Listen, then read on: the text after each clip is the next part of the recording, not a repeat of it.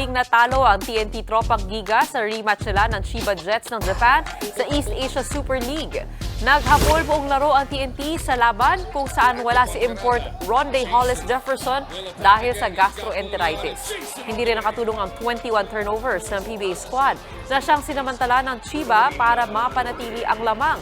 Final score, 75-66 para sa Jets.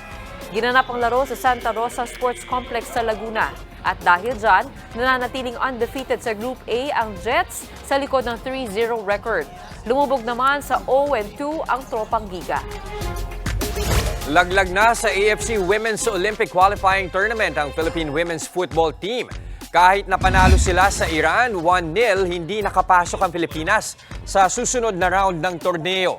Tanging mga first place ng bawat group at ang second seed na may pinakamagandang record ang aabante. Bago ito, kailangan matalo o mag-draw ng Uzbekistan kontra India para tumuloy ang Pinas sa third round ng qualifiers. Kaso nga lang, nanalo ang Uzbekistan 3-0. Naging malaking dagok para sa Pilipinas ang 0-8 na pagkatalo kontra sa Australia nitong linggo. Mga kapatid, Gretchen Ho po, huwag maging huli at maging una sa lahat ng balitaan.